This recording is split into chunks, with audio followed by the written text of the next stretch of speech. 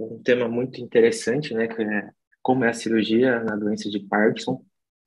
Ah, mas antes disso, eu acabei pegando esse conceito aí do Wikipedia, né, para falar sobre cirurgia, que é um braço, né, uma especialidade da área médica e odontológica, né, atuante no ser humano, que visa técnicas manuais e instrumentais para melhorar a condição do paciente patológica, doença, lesão. E a cirurgia é uma técnica invasiva. Mas por que eu estou citando esses dois conceitos?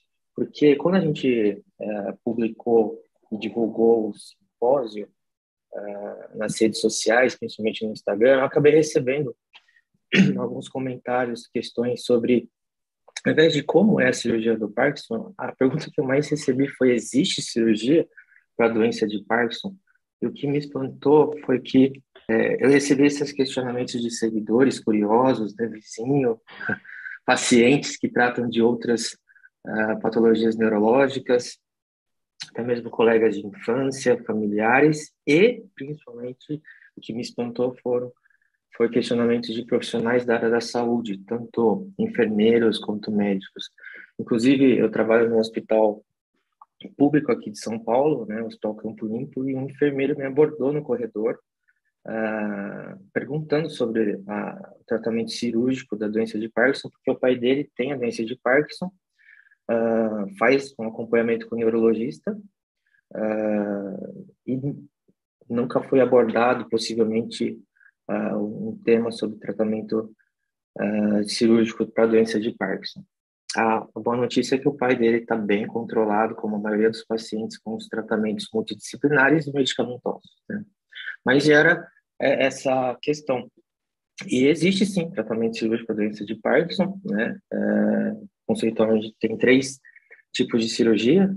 Como o doutor Bernardo acabou de falar, a cirurgia ablativa, que a gente faz uma destruição, uma lesão na região alvo no interior do cérebro, né, visando controlar o sintoma.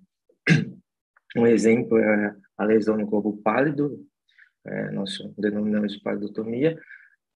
Só que ela tem uma desvantagem, que é uma cirurgia irreversível, né? Uma vez realizada a lesão, não tem como reverter, né?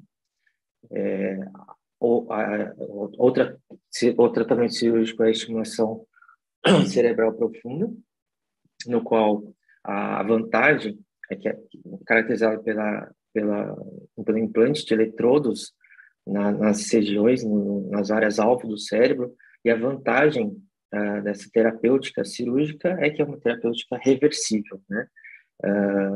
E o exemplo de uma estimulação no alvo é o núcleo subtalâmico, né? E existe a cirurgia restauradora, denominada de transplante, que é o implante de células produtoras de dopamina em determinadas regiões do cérebro, né? E a fonte dessas células se retira de embriões humanos ou suínos e células-troncos ainda em pesquisa. Hoje nós vamos ficar mais no âmbito da estimulação cerebral profunda, né? E desde quando, então, a cirurgia para a doença de Parkinson, ou DBS, estimulação cerebral profunda, ou Deep Brain Stimulation, ela foi a aplicabilidade na prática. Em 2002, ela foi aprovada pelo FDA, mas muito antes, historicamente, muito antes, já as cirurgias para controle dos sintomas da doença de Parkinson e outros distúrbios de movimento já eram realizadas, né? Um breve histórico: Dr. Penfield, neurocirurgião, em 1936, fez um procedimento ablativo para epilepsia refratária, né? Então, através do paciente acordado, ele estimulava algumas regiões do cérebro, fazendo a lesão, né? E, consequentemente, objetivando o controle de crises convulsivas. Mas, alguns anos depois, o Dr. Spiegel com o advento da estereotaxia. Então, esse aqui é o Dr. Penfield, à esquerda, e aqui está o Dr. Spiegel. Com o advento da estereotaxia, ele conseguiu refinar melhor, através de planos cartesianos, determinar regiões-alvo no interior do cérebro, né, através de coordenadas. E com isso ele acabou propiciando, nas décadas seguintes, inúmeros procedimentos ablativos para diversas patologias neurológicas de tubo de movimento. O problema, como eu relatei no slide anterior, essas cirurgias ablativas, elas são irreversíveis, geram efeitos colaterais importantes, né? E isso foi, de uma certa forma, assim, muito evidente.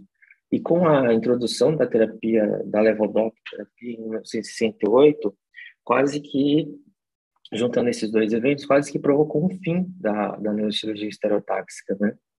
Só que, ao mesmo tempo, nessa mesma década de 60, uma empresa americana, a Medtronic, que eu acabei citando no nosso simpósio anterior, lançou o primeiro marca-passo cardíaco disponível comercialmente. Marca-passo cardíaco acaba sendo visto pelo neurocirurgião como um gerador de energia que, ao conectarmos com os eletrodos implantados em determinadas áreas do nosso corpo, a gente pode acabar realizando a estimulação e a neuromodulação dessas regiões, né?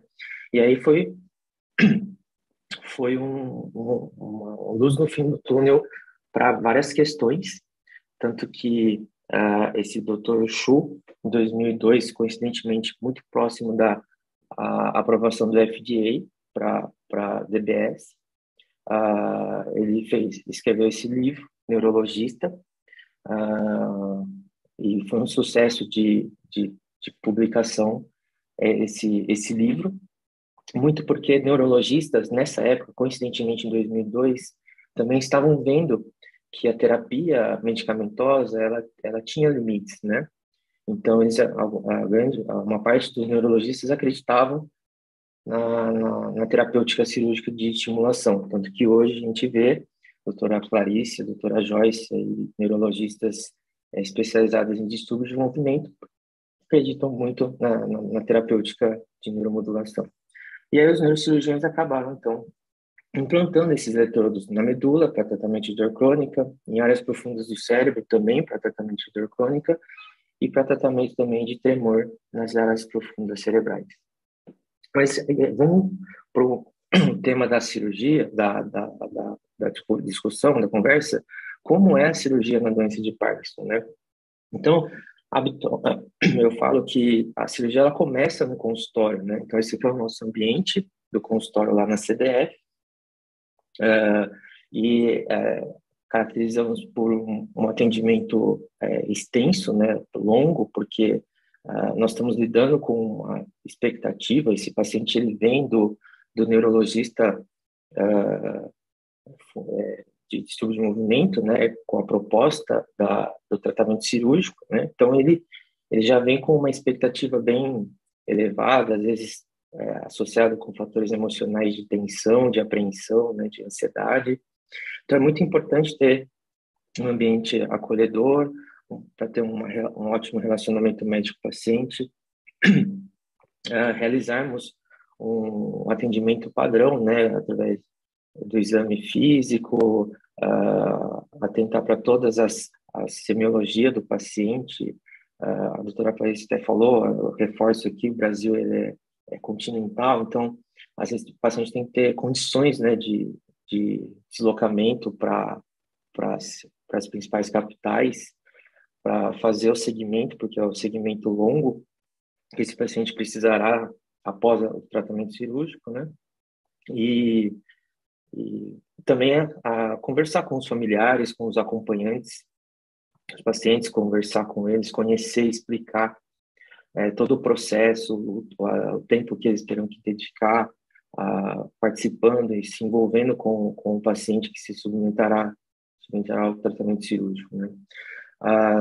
Nessa consulta, a gente também tem que começar a se familiarizar com a nomenclatura, os termos novos, né, que vai entrar na vida desse paciente.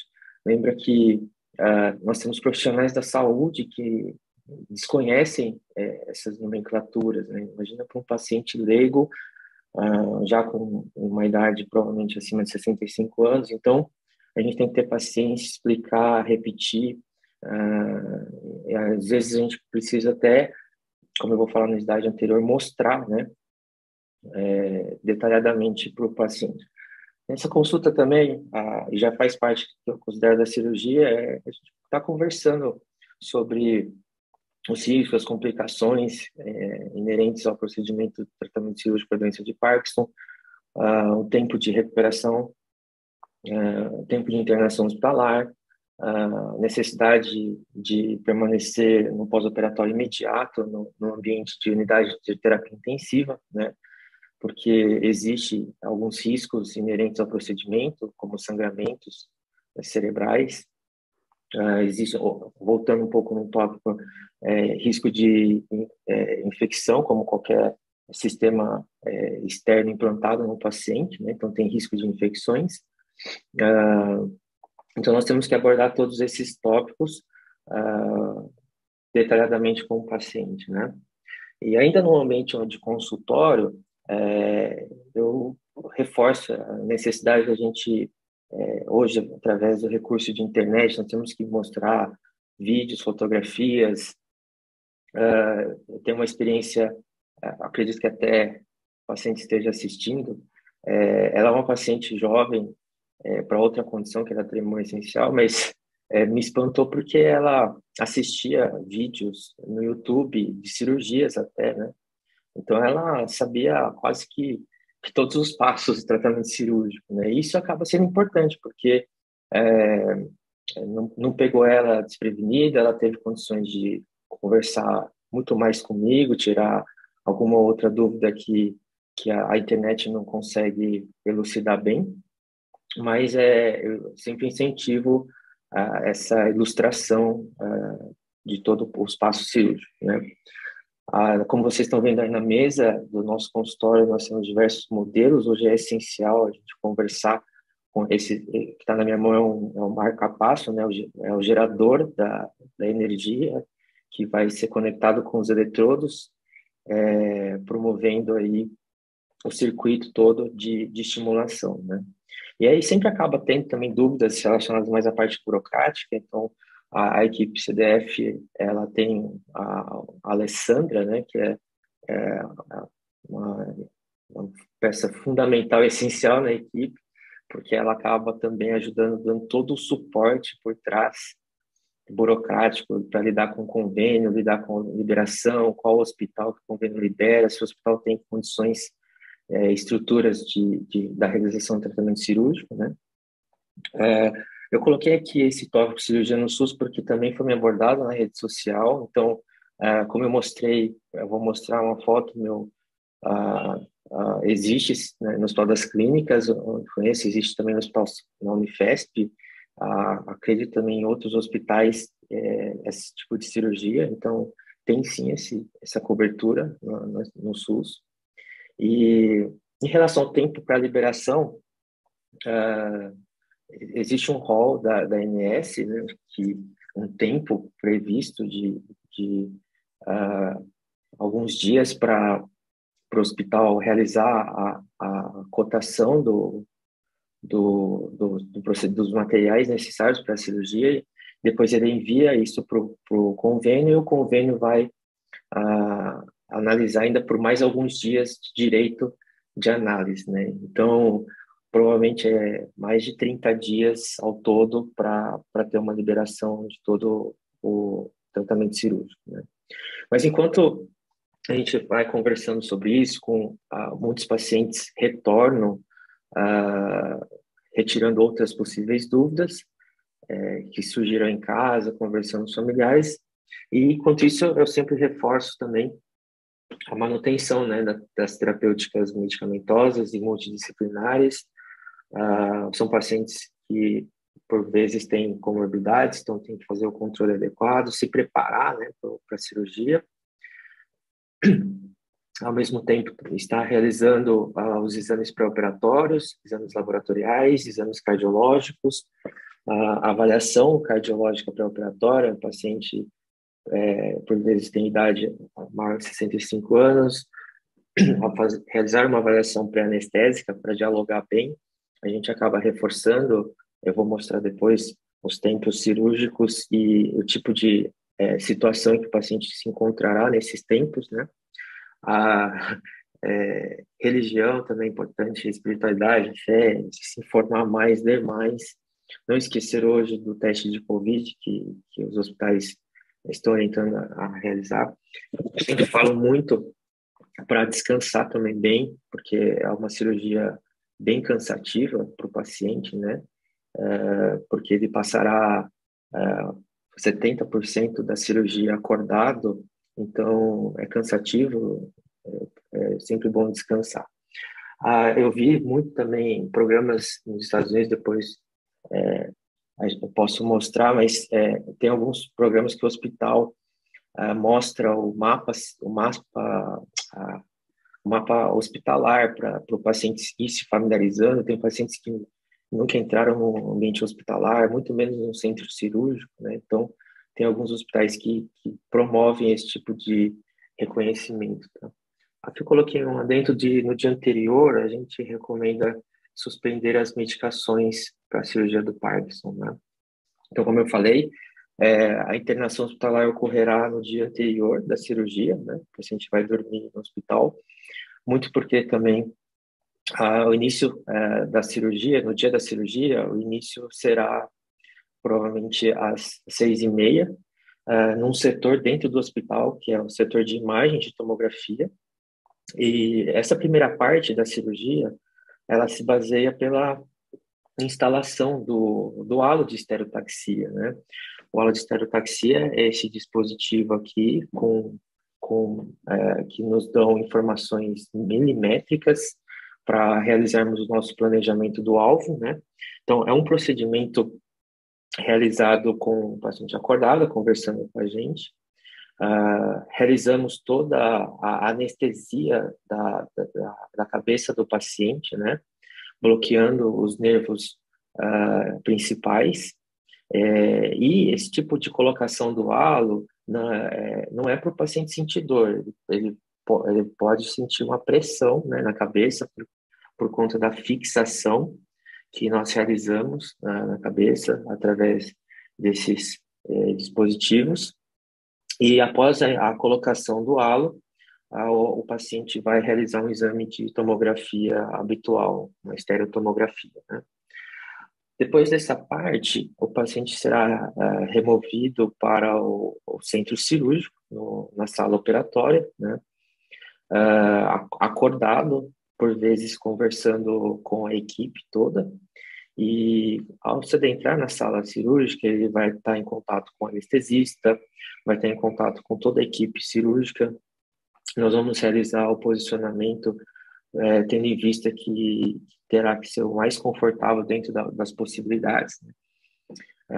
A temperatura da sala cirúrgica na medida do possível, uma temperatura ambiente, e ele vai ser monitorizado pela equipe de anestesia, vai ser monitorizado pela neurofisiologia, né, a neurologista que faz a monitorização neurofisiológica intraoperatória. Vai ser necessário a realização da raspagem de regiões da cabeça para a realização da cirurgia, uma área pequena, aliás, duas áreas pequenas na região da frente, né, onde nós vamos fazer duas incisões para implantar um eletrodo de cada lado. E nessa etapa ainda o paciente continua acordado, continua conversando com a gente, buscando o maior conforto possível. Nessa etapa, a gente fica um pouquinho mais de lado, então eu fiz essa pergunta: onde estará o neurocirurgião? Dentro da sala cirúrgica mesmo, porque nós estaremos concentrados. Aqui nessa foto a gente vê a equipe da CDF, né, realizando o planejamento, que é a fusão das imagens da estereotomografia que nos dão as coordenadas milimétricas, e se fundirá com o exame de ressonância magnética que o paciente realizará lá naquela fase do consultório, né? E aqui a gente, se vocês forem ver, nós temos aqui uma, duas, três, quatro, cinco, seis cabeças pensantes, porque é uma etapa muito importante e determinação para o planejamento, né, que é a determinação milimétrica do alvo a ser implantado os eletrodos. E tem uma importância muito grande no tratamento cirúrgico e no sucesso da terapêutica, né? Então, aqui são imagens mostrando o planejamento para ser o planejamento do alvo da estrutura cerebral profunda para ser implantado os eletrodos de estimulação baseados nas coordenadas estereotáxicas, né? Aqui a gente faz um planejamento, não vou mostrar no paciente, mas eu peguei essa imagem, a apertura, né? Então, a região frontal de um lado, depois a gente faz do outro lado. Aqui é o trajeto intracerebral, através desse exame de ressonância magnética, a gente visualiza o trajeto no qual nós vamos inserir o eletrodo de um lado, depois nós vamos inserir o eletrodo do outro lado, objetivando ter esse resultado final, né, do implante dos eletrodos, tá? E esses eletrodos que estarão em íntimo contato com as estruturas, o alvo da cirurgia. Aqui ainda no campo operatório, né? Então a gente vê, só para vocês terem uma ciência, então o paciente ele fica acordado, aqui atrás fica a equipe cirúrgica, com o arco de estereotaxia, né? Determinando todos os índices de milimétricos, né? Para realizarmos o implante dos eletrodos. O paciente acordado, conversando. Aqui tem uma ilustração, eu e o doutor Eduardo, dentro do campo operatório, com toda os equipamentos necessários para milimetricamente instalarmos os eletrodos naqueles alvos pré-determinados e planejados. E aqui está a ilustração da doutora Jessie, fisiologista, integrante da equipe CDF, que examina o paciente durante a introdução dos eletrodos, otimizando aí o resultado cirúrgico. E após a colocação dos eletrodos no interior do cérebro, vem uma segunda fase da cirurgia, né? E geralmente o paciente já está nessa fase aí muito cansado.